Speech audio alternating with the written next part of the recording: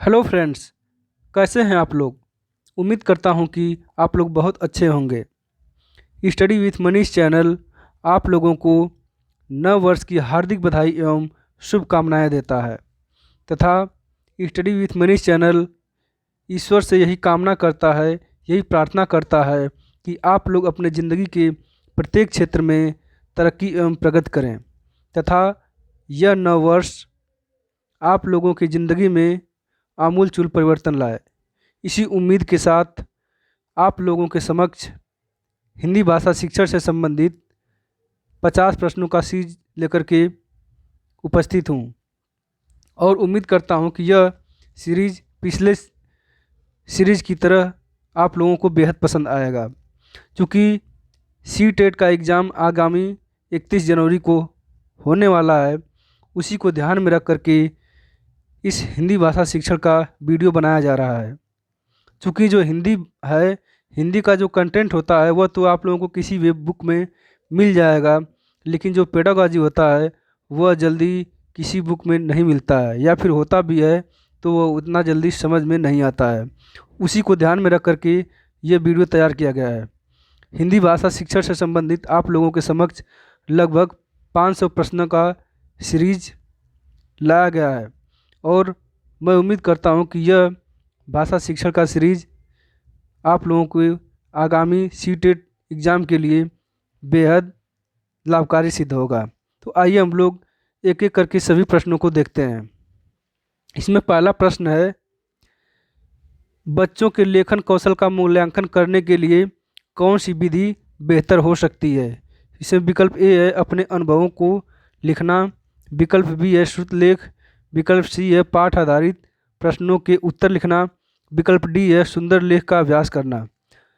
तो इसमें जो विकल्प ए है, यही विकल्प ए सही होगा, अपने अनुभवों को लिखना।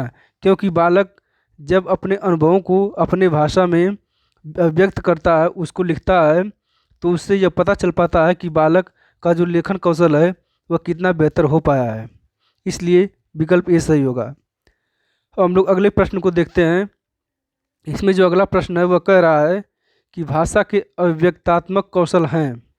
विकल्प ए है सुनना और बोलना, विकल्प बी है बोलना और लिखना, विकल्प सी है पढ़ना और लिखना, तथा विकल्प डी है सुनना और पढ़ना। तो इसमें जो विकल्प बी है बोलना और लिखना, यही विकल्प सही होगा।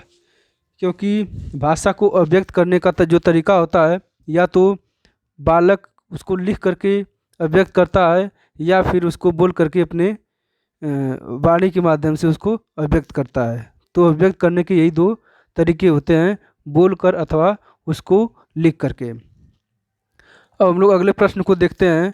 जो अगला प्रश्न है 53 नंबर, यह कह रहा है कोई एक भाषा, फिर इसके बाद खाली स्थान है, लिपि या लिपियों में लिखी जा सकती है। हाँ, उसमें थोड़ा फेरबदल हो सकता है। यानी इसमें यह कह रहा है कि कोई एक भाषा विभिन्न लिपियों में लिखी जा सकती है, उसमें थोड़ा बहुत फेरबदल करके। क्या यह सही है? तो इसमें कह रहा है कि तीन, यानी एक भाषा तीन लिपि में लिखी जा सकती है। यह गलत है। विकल्प बी है सी, विकल्प बी है सभी, विकल्प सी है सीमित और विकल्प डी है एक। तो इसमें जो विकल्प नंबर बी है सभी, यही सही होगा। क्योंकि कोई भी भाषा हो, चाहे हिंदी हो, चाहे बांग्ला हो, चाहे अरबी हो या फारसी हो, कोई भी भाषा है वह किसी भी अन्य भाषा में उसका अनुवाद किया जा सकता है, यानी किसी अन्य भाषा की लिपियों में लिखा जा सकता है। उसमें बहुत थोड़ा बहुत अंतर हो सकता है या फिर थोड़ा बहुत फेरबदल हो सकता है। और हम लोग अगले प्रश्न को देखते हैं। जो अगला प्रश्न है इसमें यह कह रहा है कि उच्च प्राथमिक स्तर पर लेखन क्षमता का आकलन करते समय आप किस बिंदु को सर्वाधिक महत्व देंगे। इसमें विकल्प ए है मिश्रित वाक्य संरचना, विकल्प बी है विचारों की मौलिकता, विकल्प सी है वर्तनीगत शुद्धता, तथा विकल्प डी है तत्सम शब्दावली। तो इसमें जो विकल्प बी है विचारों की मौलिकता, यही विकल्प सही होगा। क्योंकि जब उच्च प्राथमिक स्तर पर लेखन क्षमता का आकलन करना होता है, तो उस समय सबसे महत्वपूर्ण बात यह होती है कि बालक का जो विचार होता है, उनके विचारों को इसमें महत्व दिया जाता है। यानी जो विचारों की मौलिकता होती है उसको सर्वाधिक महत्व दिया जाता है। और हम लोग अगले प्रश्न को देखते हैं। इसमें कह रहा है भाषा सिखाने का सही क्रम है। विकल्प ए है बोलना, श्रवण करना, पढ़ना, लिखना। विकल्प बी है श्रवण करना, बोलना, पढ़ना, लिखना। विकल्प सी है बोलना, पढ़ना, श्रवण करना, लिखना। तथा विकल्प डी है श्रवण करना, पढ़ना, बोलना और लिखना। तो इसमें जो विकल्प बी है श्रवण करना, बोलना, पढ़ना, लिखना, यही विकल्प सही होगा। इसका एक सूत्र है शुभो शुभोपली। शुभोपली का मतलब है सु से सुनना, बो से बोलना, प से पढ़ना और ली से लिखना। तो इसमें जब कोई बालक भाषा का ज्ञान अर्जन कर रहा होता है, यानी भाषा के शुरुआती दौर में होता है, भाषा सीखने के शुरुआती दौर में होता है, तो उस समय सबसे पहले वह किसी भी बातों को सुनता है, यानी वह सुनने की उसके अंदर क्षमता विकसित होती है। उसके बाद सुन करके वह बोलना सीखता है और धीरे धीरे बोलते बोलते फिर वह जो है पढ़ना सीखता है। पढ़ने के बाद जब वह इन सभी कौशलों में जब पारंगत हो जाता है, तब जा कर के वह अपने वाणी को लिखता है। अब हम लोग अगले क्वेश्चन को देखते हैं। इसमें 56 नंबर क्वेश्चन कह रहा है कि लेखन से संबंधित नहीं है। विकल्प ए बैठने का उचित ढंग, विकल्प बी शुद्ध उच्चारण, विकल्प सी लेखनी पकड़ने का ढंग तथा विकल्प डी आँखों से कागज़ की दूरी। तो इसमें जो विकल्प बी होगा यही सही होगा, क्योंकि जो बैठने की उचित ढंग है यह लेखन से संबंधित है। क्योंकि जब हम लोग लिखते हैं तो किस प्रकार से हम बैठे हुए हैं इसका ध्यान दिया जाता है, तथा लेखनी पकड़ने का ढंग, जो कलम होता है उसको कलम को किस प्रकार से पकड़ा जाता है उसका भी ध्यान दिया जाता है। तथा वो जो कापी होती है, जो रजिस्टर होता है जिस पे हम लोग लिख रहे होते हैं, उसका आँख से कितनी दूरी है यह भी इम्पोर्टेंट होता है। लेकिन जो लेखन होता है उसमें शुद्ध उच्चारण की कोई आवश्यकता नहीं होती है। शुद्ध उच्चारण का उतना महत्व नहीं होता है जितना कि इन तीनों का होता है। अब हम लोग अगले प्रश्न को देखते हैं। इसमें कह रहा है लेखन कौशल से संबंधित नहीं है। विकल्प ए है विषय वस्तु को स्पष्ट व तार्किक रूप से संगठित करना। विकल्प बी है लेख को कुशलतापूर्वक लिखना। विकल्प सी है व्याकरण का सही प्रयोग तथा विकल्प डी है विचारों के बीच संबंध स्थापित करना। तो इसमें जो 57 नंबर यह क्वेश्चन है, इसका जो विकल्प डी होगा यही सही होगा, क्योंकि जो लेखन कौशल होता है उसमें विचारों के बीच संबंध स्थापित करना यह इम्पोर्टेंट नहीं होता है। जबकि जो लेखन कौशल होता है उसमें लेखन को लेख जो होता है उसका कुशलतापूर्वक यानी स्किल पूर्वक लिखना यह इम्पोर्टेंट होता है। व्याकरण का भी उसमें सही ढंग से प्रयोग किया जाना चाहिए तथा विषय वस्तु को स्पष्ट एवं तार्किक ढंग से उसको संगठित करना चाहिए। क्योंकि आप लोग देखते होंगे कोई भी जो बुक होता है, बुक लिखी जाती है तो वह एक निश्चित पाठ्यक्रम के अनुसार एकदम क्रमवार तरीके से श्रृंखलावार वो लिखा रहता है, तार्किक ढंग से लिखा रहता है।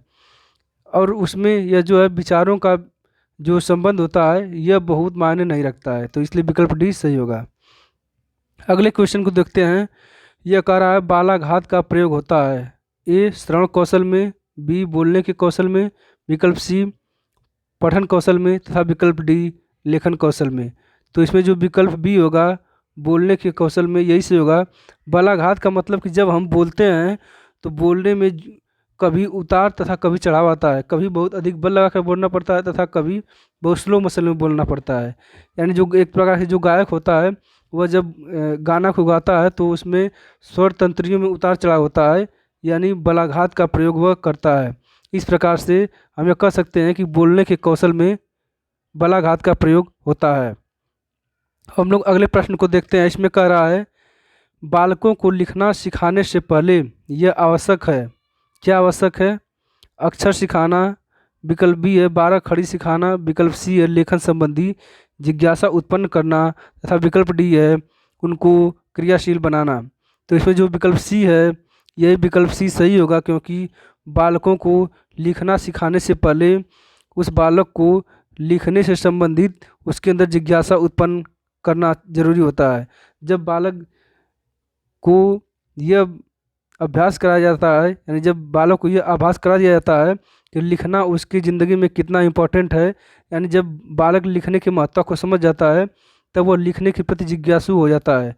और जब बालक के अंदर लेखन क्षमता का, लेखन से संबंधित जब जिज्ञासा उत्पन्न हो जाता है तो बालक लिखने के लिए विभिन्न कौशलों को सीखने लगता है। इसलिए जो विकल्प सी हुआ यही सही होगा। अब हम लोग क्वेश्चन नंबर 60 को देख लेते हैं। इसमें कह रहा है लिखित भाषा का प्रयोग, विकल्प ए है केवल प्रतिवेदन लेखन के लिए ही किया जाता है, गलत है। विकल्प बी कार्यालयिक कार्यों के लिए ही किया जाता है, यह भी गलत है। विकल्प सी कह रहा है क्योंकि जो लेखन क्षमता है यानी जो लिखित भाषा है उसका प्रयोग सिर्फ कार्यालयिक कार्यों के लिए ही नहीं किया जाता है और भी अन्य कार्यों में किया जाता है। विकल्प सी है अपनी अभिव्यक्ति के लिए किया जाता है। विकल्प डी है केवल साहित्य सृजन के लिए ही किया जाता है। तो विकल्प डी भी गलत है कि केवल साहित्य यानी केवल शब्द या फिर मात्र शब्द का अगर प्रयोग हुआ है तो वो निगेटिव पहलू को दर्शाता है। तो इस प्रकार से किसी भी ऑप्शन में अगर केवल शब्द है तो वह तुरंत गलत हो जाता है। तो इसमें जो विकल्प सी है अपनी अभिव्यक्ति के लिए किया जाता है यही सत्य होगा, क्योंकि जो भी लिखित भाषा का प्रयोग होता है वह जो व्यक्ति होता है वह जो बालक होता है अपने विचारों को अभिव्यक्त करने का यह जो एक तरीका होता है लिखना, इसी प्रकार से लिख करके अपने विचारों को अभिव्यक्त करता है। यानी लिखित भाषा का जो प्रयोग होता है वह बालक अपने विचारों को अभिव्यक्त करने के लिए प्रयोग करता है। अगला जो क्वेश्चन है 61 नंबर, यह कह रहा है लिखना एवं पढ़ना सीखने के संदर्भ में कौन सा कथन सबसे उपयुक्त है। विकल्प ए पढ़ना सीखने की तुलना में लिखना सीखना जटिल है। विकल्प बी लिखना सीखने की तुलना में पढ़ना सीखना जटिल है। विकल्प सी दोनों कौशल एक एक करके सीखे जाते हैं। तथा विकल्प डी लिखना और पढ़ना सीखना समान रूप से अंतर संबंधित है। जो विकल्प डी है यही विकल्प सत्य होगा, क्योंकि जो लिखना और पढ़ना होता है यह समान रूप से अंतर संबंधित होता है, यानी दोनों ही एक दूसरे से रिलेटेड होते हैं। अगर मान लीजिए किसी भी बालक को अगर पढ़ना नहीं आता है तो वह उसको लिख नहीं पाएगा। अगर किसी बालक को पढ़ना आता है और लिखना नहीं आता है तब भी वह उसको सही ढंग से उसमें सामंजस्य स्थापित नहीं कर पाएगा। इसलिए जो लिखना और पढ़ना जो कौशल है यह दोनों ही आपस में अंतर संबंधित होते हैं। बल्कि लिखना पढ़ना ही नहीं बल्कि जो चार कौशल हैं सर्वोपरि सुनना बोलना लिखना पढ़ना, यह जो चारों यह सभी आपस में अंतर संबंधित होते हैं। तो जहाँ भी यह इंटरेक्शन शब्द अंतर संबंधित शब्द आता है वह विकल्प सही होता है। अब हम लोग 62 नंबर प्रश्न को देखते हैं। इसमें कह रहा है गृह कार्य के बारे में कौन सा कथन उचित है। विकल्प ए गृह कार्य अभिभावकों को व्यस्त रखने का उत्तम साधन है, बिल्कुल गलत। विकल्प बी है बच्चों की क्षमताओं स्तर के अनुसार गृह कार्य दिया जाना चाहिए। विकल्प सी कह रहा है गृह कार्य कक्षा में किए गए कार्य का अभ्यास मात्र होता है, यह भी गलत है। विकल्प डी कह रहा है गृह कार्य देना अति आवश्यक है।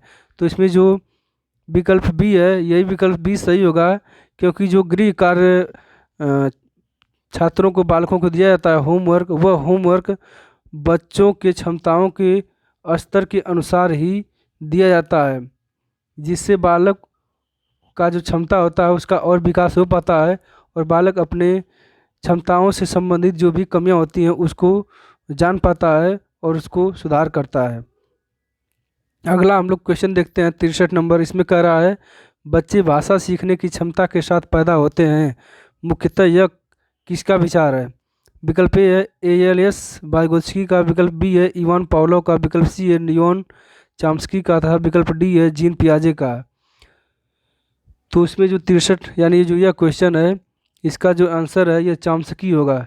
जो चॉम्स्की है इन्हीं का विचार है कि बच्चे भाषा सीखने की क्षमता के साथ पैदा होते हैं। यानी ये चॉम्स्की महोदय यह कहते हैं कि जो बालक होता है उसके अंदर जो भाषा सीखने की क्षमता होती है वह जन्मजात होती है। यानी बालक के अंदर जन्मजात रूप से जो भाषा सीखने की क्षमता है वो विद्यमान रहता है। अब हम लोग 64 नंबर प्रश्न को देखते हैं। इसमें कह रहा है पाठ पढ़कर बच्चों से प्रश्न बनवाने से। विकल्प ए है इस बात का पता चलता है कि बच्चे प्रश्नवाचक शब्दों से परिचित हैं या नहीं। विकल्प बी है शिक्षक को यह जानकारी का अवसर मिलता है कि बच्चों ने पाठ को कितनी गहराई से समझ पाया है। विकल्प सी ये कक्षा कार्य की अच्छी युक्त पूरी होती है। विकल्प डी है प्रश्न बनवाने की आदत का विकास होता है। तो इसमें जो विकल्प बी है यही सही होगा, क्योंकि कोई भी पाठ को पढ़ करके फिर उसी पाठ से संबंधित जब कोई प्रश्न बालक को बनाने के लिए कहा जाता है तो इसके पीछे जो शिक्षक होता है, उस शिक्षक का मूल उद्देश्य ये होता है कि जो बालक ने पढ़ा है उस अगर वह इससे संबंधित अगर कोई प्रश्न बनाएगा तो उससे यह पता चल पाएगा कि बालक जो है इस पाठ को कितने गहराई से पढ़ा है, कितने सोच समझ कर पढ़ा है। हम लोग अगले प्रश्न को देखते हैं। इसमें कह रहा है एल.एस. वाइगोत्स्की के अनुसार विकल्प ए है भाषा चिंतन को निर्धारित करती है, विकल्प बी कह रहा है चिंतन भाषा को निर्धारित करती है, विकल्प सी कह रहा है भाषा एवं चिंतन एक दूसरे से स्वतंत्र रूप से विकसित होते हैं, तथा विकल्प डी कह रहा है भाषा एक अर्जित योग्यता है। तो इसमें जो विकल्प डी है भाषा एक अर्जित योग्यता है, यही कथन सत्य है, क्योंकि जो वाइगोत्स्की महोदय हैं वह कहते हैं कि जो भाषा है यह भाषा एक अर्जित योग्यता है, यानी भाषा जो है वह बालक अर्जन के माध्यम से सीखता है। अगले प्रश्न को देखते हैं। इसमें कह रहा है एक बहु सांस्कृतिक पृष्ठभूमि वाली कक्षा में भाषा सीखने के बारे में कौन सा विचार उचित है। विकल्प ए है अधिकाधिक पुस्तकों का निर्माण किया जाए, विकल्प बी है भाषा सिखाने के लिए व्याकरणिक नियमों और अधिकाधिक प्रयोग होना चाहिए, विकल्प सी कह रहा है भाषा परिवेश का निर्माण किया जाए ताकि भाषा अर्जन की सहज स्थिति बन सके, विकल्प डी कह रहा है बच्चों में भाषा सीखने की क्षमता का बलपूर्वक विकास करना चाहिए। तो इसमें जो विकल्प सी है यही विकल्प सही होगा, क्योंकि एक बहु सांस्कृतिक पृष्ठभूमि वाले कक्षा में यानी एक ऐसा कक्षा जिसमें बहुत से संस्कृति को जानने वाले, बहुत से भाषाओं को जानने वाले बालक पढ़ते हैं, वैसे कक्ष में यह ज़रूरी है कि भाषा परिवेश का निर्माण किया जाए ताकि जो बच्चा है वह भाषा सहज और सरल तरीके से सीख सके। यानी बालक जो है जब कक्षा में प्रवेश करता है तो विभिन्न वातावरण से आया हुआ रहता है, और विभिन्न वातावरण से आने के कारण वह विभिन्न भाषाओं से परिचित होता है। तो जब वह विभिन्न भाषाओं को जानता है तो इससे यह जरूरी होता है कि जो भाषा अर्जन की प्रक्रिया है उसको सरल और सहज बनाने के लिए उसका एक अलग से परिवेश बनाया जाए, यानी एक सरल सहज एवं सहज भाषा अर्जन को सीखने की स्थिति उत्पन्न की जाए। अगला क्वेश्चन है मंदिरा पहली कक्षा में पढ़ती है और वह मुझे आम बहुत पसंद है, आम बहुत अच्छा लगता है, मैं थक गई आदि वाक्यों का प्रयोग करती है। तो इससे क्या पता चलता है कि मंदिरा वह कहाँ तक भाषा को सीख पाई है। तो विकल्प ए है मंदिरा केवल सर्वनाम का ही प्रयोग करना जानती है। यह गलत है, क्योंकि यह जो मुझे आम बहुत अच्छा लगता है, मैं थक गई, इसमें सिर्फ सर्वनाम का ही थोड़ी प्रयोग किया गया है, इसमें अन्य भी कारकों का प्रयोग किया गया है। विकल्प बी कह रहा है केवल लिंग की दृष्टि से ही सर्वनाम का समुचित प्रयोग करना जानती है। यह भी गलत है, केवल मैं वाले वाक्य ही बोल सकती है। यह भी गलत है। जैसे जो विकल्प डी है इसमें कह रहा है लिंग वचन क्रिया आदि की दृष्टि से सर्वनाम का प्रयोग करना जानती है। तो विकल्प नंबर डी सही होगा, क्योंकि यह जो वाक्य है कि मुझे आम बहुत अच्छा लगता है, तो इसमें जो है लिंग वचन क्रिया के आधार पर इन सभी का समुचित प्रयोग किया गया है। अगला क्वेश्चन है 68 नंबर। इसमें कह रहा है अंतःवाक्य की संकल्पना किससे संबंधित है।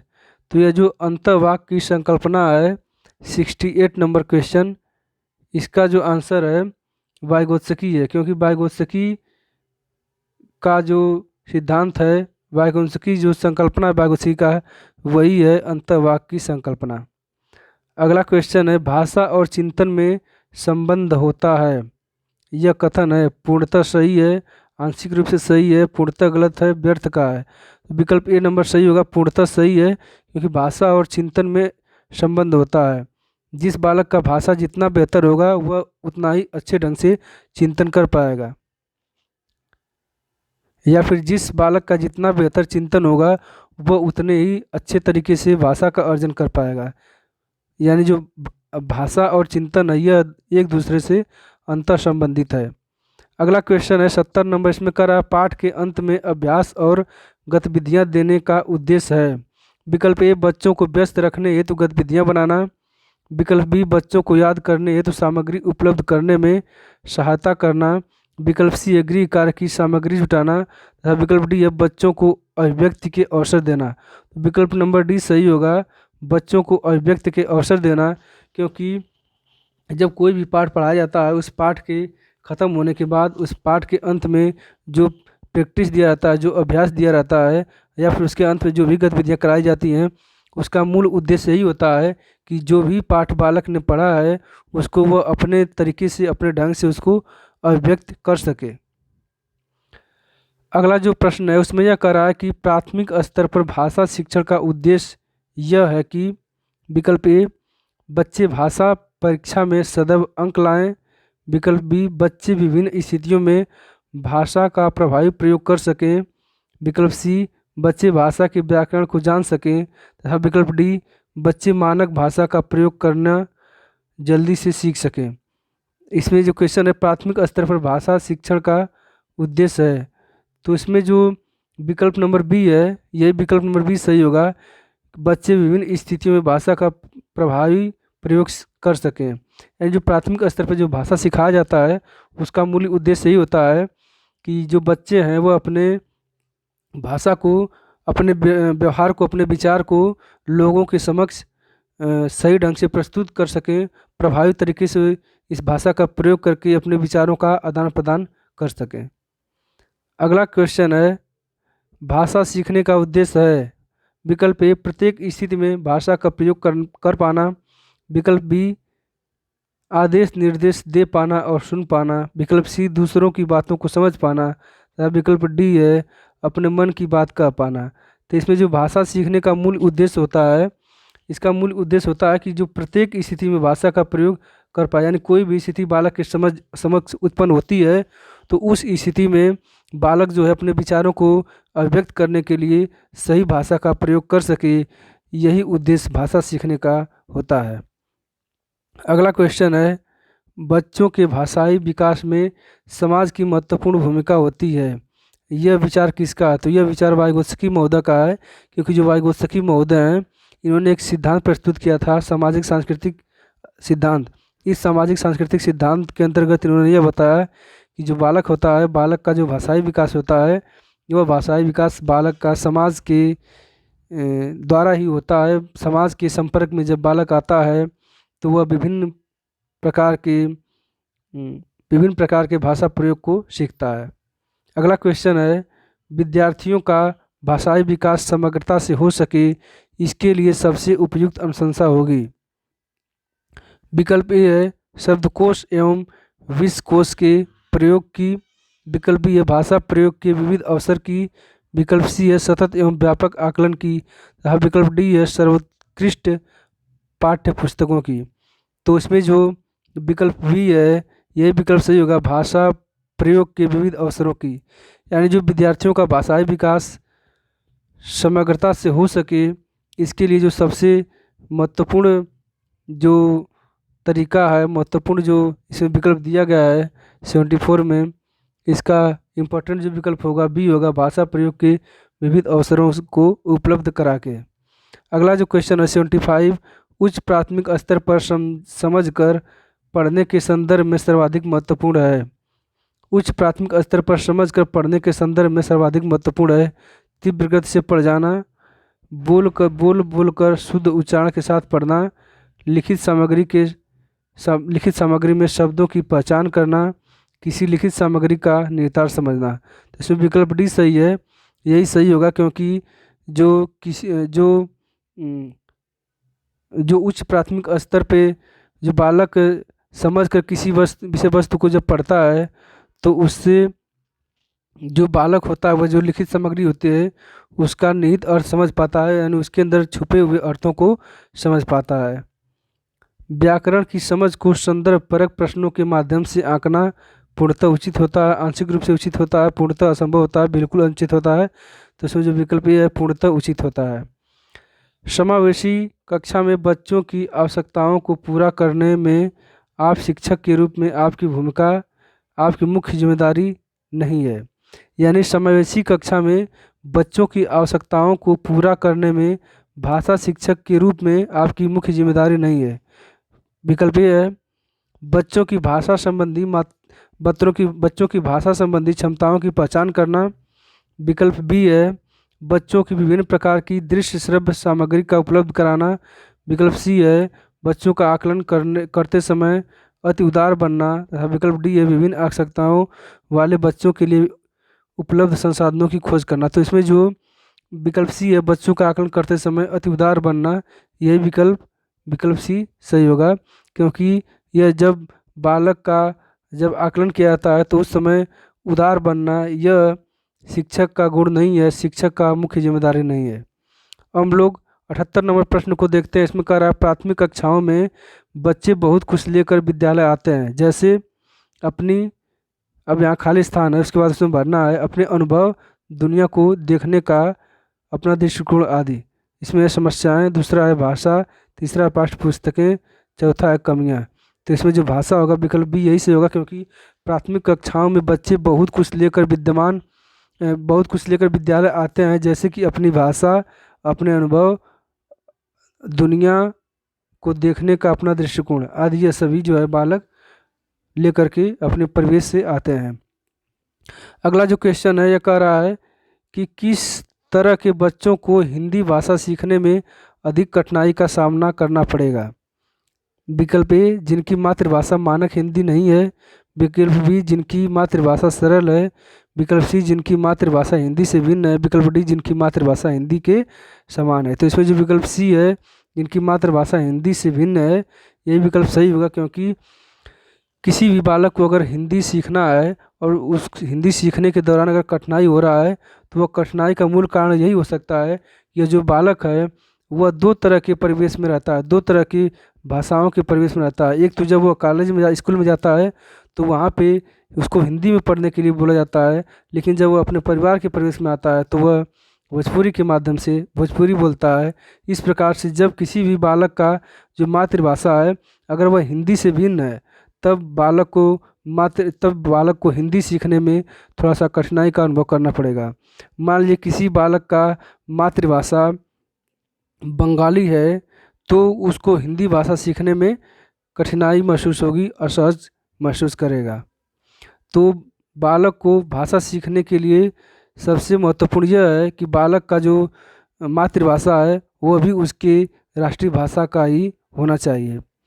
अब हम लोग अगले प्रश्न को देखते हैं। सभी भाषाई कुशलताएं, विकल्प ए एक दूसरे से संबंध होते हैं, विकल्प बी एक दूसरे से बरखर होते हैं, विकल्प सी एक दूसरे से अलग होते हैं, विकल्प डी एक दूसरे को प्रभावित नहीं करते हैं। तो इसमें जो विकल्प ए होगा एक दूसरे से संबंध होते हैं, यही सही होगा, क्योंकि जितने भी भाषाई कौशल हैं शुभोपली सुनना, बोलना, पढ़ना, लिखना, यह सभी चारों जो है एक दूसरे से अंतर संबंधित होते हैं।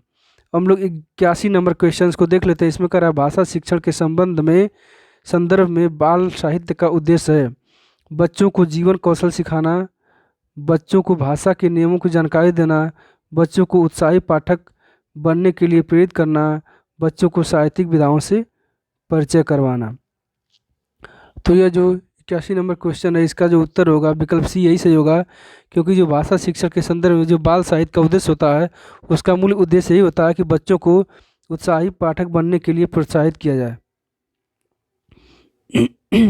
82 नंबर क्वेश्चन को देख लेते हैं। इसमें करा संदर्भ में व्याकरण का शैक्षिक निहितार्थ है।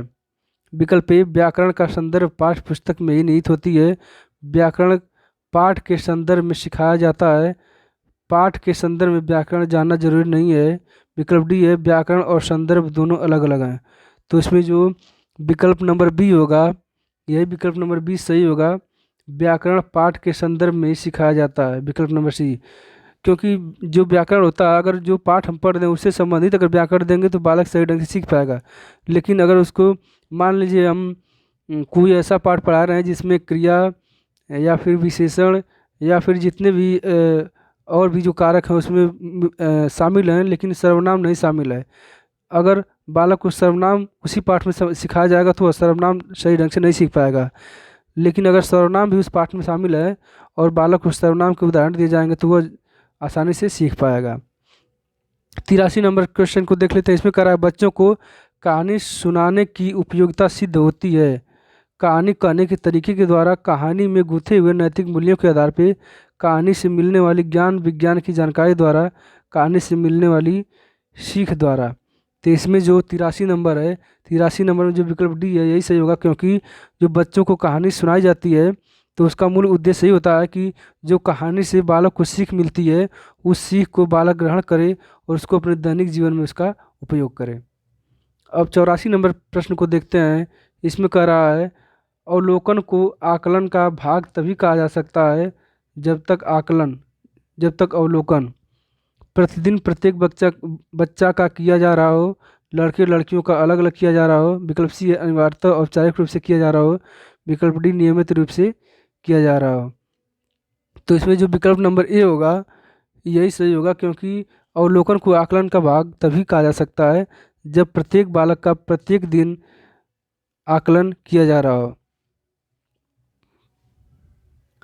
अब 85 नंबर प्रश्न को देखते हैं। इसमें कह रहा है सुरभि किसी भी ऐसे शब्द विशेष को बोलने में कठिनाई अनुभव करती है जिसमें 2 से अधिक बार त की आवृत्ति हुई हो। आप उसे क्या करने देंगे? विकल्प ये है ऐसे शब्दों का विकल्प ढूंढ कर देंगी, ऐसे शब्दों को बार बार सुनने के लिए कहेंगी, बोलते समय इस ओर ध्यान न देने के लिए कहेंगी तथा त वाले शब्दों का बार बार उच्चारण करवाएंगे। तो इसमें से विकल्प डी है यही सही होगा, क्योंकि अगर कोई भी बालक किसी संबंधित अक्षर को अगर नहीं बोल पाता है, उच्चारण नहीं कर पाता है, तो उसी संबंधित अक्षर से संबंधित अगर कोई भी शब्द को बार बार अगर उसको बुलवाएंगे, उच्चारण करवाएंगे, तो वह बालक जो है आसानी से सीख जाएगा। अब 86 नंबर प्रश्न को देखते हैं। इसमें कह रहा है प्राथमिक स्तर पर भाषा का आकलन करने में सर्वाधिक सहायक है पोर्टफोलियो, विकल्प ए, विकल्प बी नाटक का मंचन, विकल्प सी वीडियोग्राफी, विकल्प डी लिखित परीक्षा। तो प्राथमिक स्तर पर भाषा का आकलन करने में सर्वाधिक जो सहायक सामग्री वो है वीडियोग्राफी। अब हम लोग 87 नंबर प्रश्न को देखते हैं। इसमें कह रहा है यदि तुम्हें डलिया भर आम दे दिया जाए तो तुम क्या करोगे? इस प्रश्न का उद्देश्य है बच्चों के अनुभव और चिंतन को स्थान देना, बच्चों को मौखिक परीक्षा लेना, बच्चों को गणित की ओर प्रवृत्त करना, बच्चों को नए शब्दों से परिचित कराना। तो इसमें जो विकल्प नंबर ए है, विकल्प नंबर ए यही सही होगा, क्योंकि यह जो प्रश्न है इसमें यह कहा जा रहा है कि यदि तुम्हें डलिया भर करके आम दे दिया जाए तो तुम क्या करोगे। तो इस प्रश्न का पूछने का मूल उद्देश्य यह है कि जो बालक है वो अपने चिंतन का प्रयोग करे, यानी अपने विचार का, अपने सोच समझ का प्रयोग करे, अपने पूर्व ज्ञान का प्रयोग करे और उसके आधार पर इसका उत्तर दे। 88 नंबर प्रश्न है। इसमें कह रहा है कि अकादमी सत्र शुरू होने के 2 महीने बाद भी कक्षा 4 के विद्यार्थियों को भाषा की पाठ्य पुस्तकें उपलब्ध नहीं करवाई जा सकी हैं। ऐसी स्थिति में शिक्षक को क्या करना चाहिए? पाठ्य पुस्तक के उपलब्ध होने तक पठन लेखन की प्रक्रिया आरंभ न करवाएं। विकल्प बी है भाषाई क्षमताओं के विकास के लिए अन्य विषयों की पाठ्यपुस्तकों का प्रयोग करें। विकल्प सी है श्रवण एवं वाचन कौशल का अभ्यास करवाते रहें। तथा विकल्प डी है विद्यार्थियों को पाठ्यपुस्तक अपने आप खरीदने के लिए प्रोत्साहित करें। तो इसमें जो विकल्प सी है श्रवण एवं वाचन कौशल का अभ्यास करवाते रहें। मान लीजिए अगर किसी भी कक्षा में अगर उस बालक का जो विषय वस्तु, जो पुस्तकें अगर वह उपलब्ध नहीं हो पाई हैं, तो तब तक के लिए बालक को श्रवण एवं वाचन कौशल का अभ्यास करवाते ही रहना चाहिए। अब 89 नंबर प्रश्न को देखते हैं। इसमें कह रहा है भाषाई कौशलों के संबंध में कौन सा कथन सही है? विकल्प ए सही भाषाई कौशल का अंतर संबंधित, विकल्प बी सभी भाषाई कौशल एवं सभी भाषाई कौशल स्वयं ही विकसित होते हैं, विकल्प सी सभी भाषाई कौशल पाठ्यपुस्तक से ही विकसित होते हैं, विकल्प डी कोई भी भाषाई कौशल अंतर संबंधित नहीं है। तो इसमें जो विकल्प ए है यही सही होगा, क्योंकि जितने भी भाषाई कौशल हैं सुबोपली सुनना बोलना पढ़ना लिखना, यह सभी जो है आपस में अंतर संबंधित होते हैं, इंटरेक्ट होते हैं। पढ़कर समझना कुशलता विकसित करने में सबसे कम महत्वपूर्ण है। कहानी का अंत बदलवा देना, कहानी पर आधारित व्याकरण समझाना, कहानी को अपनी भाषा में कहलवाना, कहानी पर आधारित प्रश्न बनवाना। तो इसमें जो 90 नंबर क्वेश्चन है इसका जो आंसर होगा और विकल्प नंबर बी होगा कहानी पर आधारित व्याकरण समझाना। यह जो है कम महत्वपूर्ण है, क्योंकि कहानी से संबंधित व्याकरण अगर समझाया जाएगा तो व्याकरण समझाने से जो बालक की कुशलता है, वह जो बालक का कौशल है, उसमें कोई भी बढ़ोतरी नहीं हो पाएगी। 91 नंबर प्रश्न को देखते हैं। इसमें कहा भाषा सीखने में होने वाली त्रुटियों के संदर्भ में कौन सा कथन सत्य नहीं है। भाषा सीखने में होने वाली त्रुटियों के संदर्भ में कौन सा कथन सत्य नहीं है। त्रुटियां सीखने सिखाने की प्रक्रिया का अभिन्न अंग है, यह सही है। त्रुटियां अस्थायी होती हैं, यह भी सही है, क्योंकि त्रुटियां अस्थायी होती हैं, बाद में उससे सुधार हो जा सकता है। विकल्प सी, भाषा सीखने में होने वाली त्रुटियां अस्थायी होती हैं। विकल्प डी, भाषा सीखने में होने वाली त्रुटियां यह समझने में मदद करती हैं कि बच्चे के मस्तिष्क में क्या चल रहा है। तो इसमें जो विकल्प सी है यही गलत है, यानी इसमें नहीं पूछा है, इसलिए विकल्प नंबर सी सही होगा। भाषा सीखने में होने वाली जो त्रुटियां होती है वह अस्थायी नहीं होती हैं, क्योंकि कोई भी त्रुटि जो होता है उसको बालक धीरे धीरे सीख करके उस त्रुटि को दूर कर सकता है। अब 92 नंबर प्रश्न को देख लेते हैं। इसमें कह रहा पहली और दूसरी कक्षा में भाषा शिक्षण के साथ ही कला शिक्षा को समेकित करने का उद्देश्य नहीं है। चित्रों के माध्यम से अभिव्यक्ति का विकास करना, बच्चों द्वारा आनंद की प्राप्ति, बच्चों के लेखन में परिपक्वता। विकल्प डी, बच्चों की रचनात्मकता का विकास करना। तो इसमें जो 92 नंबर प्रश्न है इसका जो उत्तर होगा विकल्प सी यही सही होगा, बच्चों के लेखन में परिपक्वता। यानी जो पहली और दूसरी कक्षा में जो भाषा शिक्षण में अगर कला उसके साथ ही पढ़ाया जाता है तो उसका उद्देश्य यह कतई नहीं है कि बच्चों का जो लेखन है उसको परिपक्व बनाया जाए, बल्कि उसका यह उद्देश्य है कि चित्रों के माध्यम से बालक जो है जो भाषा उसको अच्छे ढंग से सीख सके, अच्छे ढंग से व्यक्त कर सके, या फिर बच्चों द्वारा जो भाषा सिखाया जाता है कला के माध्यम से, यानी जब भाषा में कला का भी प्रयोग कर दिया जाता है तो बालक जो है भाषा सीखने में आनंद महसूस करता है। जो विकल्प डी है, बच्चों की रचनात्मकता का विकास करना, यह भी सत्य है। 93 नंबर प्रश्न को देखते हैं। इसमें कह रहा है प्राथमिक स्तर पर बच्चों की घर की भाषा को अपनी कक्षा में स्थान देना जरूरी है, क्योंकि घर की भाषा सरल होती है, बच्चे ने अभी पूर्णतः नहीं सीखी है, बच्चे भी भाषाई पूंजी है, मानक स्वरूप है। तो इसमें विकल्प सी जो है, विकल्प सी बच्चे की भाषाई पूंजी है, यही सत्य होगा, क्योंकि जो प्राथमिक स्तर पर जो बालक होता है, बालक को जब उससे कक्षा में जब भाषा सिखाया जाता है तो उसके जो घर की जो भाषा होता है वही जो भाषा होता है उसका मूल आधार होता है, क्योंकि शुरुआती जो बालक का जीवन होता है वह उसके घर पर ही, उसके परिवार में ही वह व्यतीत करता है, और अपने परिवार से जो वह भाषा सीखा रहता है अगर उसी भाषा में विद्यालय में भी बालक को अगर कुछ भी सिखाया जाए तो बालक का जो भाषाई विकास होगा वह बहुत बेहतर ढंग से हो पाएगा। यानी जो बालक का जो घर का जो भाषा होता है वह जो है उसका भाषाई पूंजी होता है। और हम लोग 94 नंबर प्रश्न को देखते हैं। इसमें कह रहा सतत आकलन का उद्देश्य यह जानना है कि बच्चे कैसे सीखते हैं, बच्चे क्यों नहीं सीखते हैं, बच्चों ने कितना सीखा है, बच्चों ने क्या सीखा है। तो इसमें जो सतत आकलन का उद्देश्य होता है यह होता है कि बच्चे कैसे सीखते हैं, इसी के लिए आकलन किया जाता है। और इसमें जो विकल्प भी कह रहा है कि बच्चे क्यों नहीं सीखते हैं, यह नहीं है, बच्चों ने कितना सीखा है यह जानने के लिए तो मूल्यांकन किया जाता है, आकलन नहीं किया जाता है। 95 नंबर प्रश्न को देखते हैं। इसमें कह रहा है हिंदी भाषा के शिक्षक के रूप में आपके लिए सबसे कम महत्वपूर्ण है भाषा प्रयोग की क्षमता विकास करना, व्याकरणिक नियमों की जानकारी, भाषा कौशलों का ज्ञान, संवैधानिक मूल्यों की जानकारी। तो इसमें जो संवैधानिक मूल्यों की जानकारी है इसका कोई औचित्य नहीं है, इसी विकल्प नंबर जो डी होगा यही सही होगा। अब हम लोग 96 नंबर प्रश्न को देखते हैं। इसमें कह रहा है शब्द का अर्थ स्पष्ट करने हेतु कौन सा तरीका सर्वाधिक उपयुक्त है। पहला है वाक्य प्रयोग, दूसरा है व्याख्यान, तीसरा है भ्रमण, चौथा है चित्र निर्माण। तो इसमें जो वाक्य प्रयोग है यह शब्द का अर्थ स्पष्ट करने हेतु सबसे बेहतर तरीका है। अगर किसी भी शब्द का सही ढंग से अर्थ स्पष्ट नहीं हो पा रहा है तो उस शब्द को अगर किसी वाक्य में प्रयोग करके अगर पढ़ा जाए तो उसका अर्थ जो है आसानी से स्पष्ट हो जाता है। 97 नंबर प्रश्न को देख लेते हैं। इसमें कह रहा है कक्षा 1 और 2 के बच्चों के लिए आप किस तरह की कहानी का चयन करेंगे। विकल्प ए जो बहुत छोटी हो, विकल्प बी जिसमें बहुत सारे पात्र हों, विकल्प सी जिसमें 2 ही पात्र हों, विकल्प सी जिसके शब्दों, वाक्यों और घटनाओं के वर्णन की जो शैली है वह चित्रात्मक हो। यही सीखेंगे। विकल्प नंबर जो डी है यही सही होगा, क्योंकि जो प्राथमिक स्तर का जो बालक होता है वह जो है जब उसको चित्र के माध्यम से कोई भी चीज़ें सिखाई जाती हैं तो वह उसको बेहतर ढंग से सीख पाता है। अब हम लोग 98 नंबर प्रश्न को देखते हैं। इसमें कह रहा है प्राथमिक कक्षाओं में रोल प्ले भूमिका निर्वाह का उद्देश्य होना चाहिए। बच्चों को अभिनय सिखाना, एक पद्धति के रूप में इसका प्रयोग करना। विकल्प बी है, विकल्प सी है विभिन्न संदर्भों में भाषा प्रयोग के अवसर प्रदान करना। जो विकल्प नंबर सी है विभिन्न संदर्भों में भाषा प्रयोग का अवसर प्रदान करना, यही विकल्प सत्य होगा। अब 99 नंबर प्रश्न को देख लेते हैं।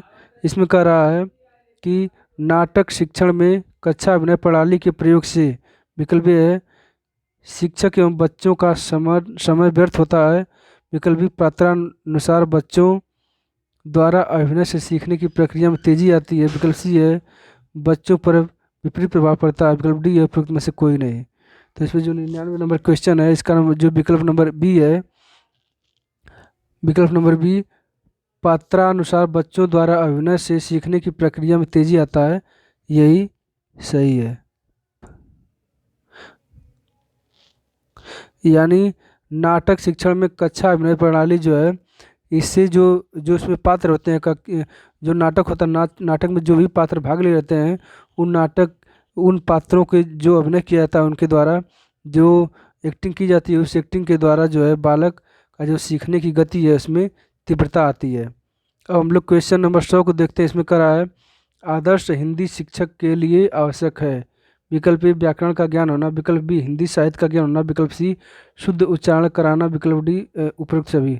तो इसमें आदर्श हिंदी शिक्षक के लिए ये सभी विकल्प आवश्यक हैं, यानी जो विकल्प नंबर डी उपरोक्त सभी यही सत्य होगा।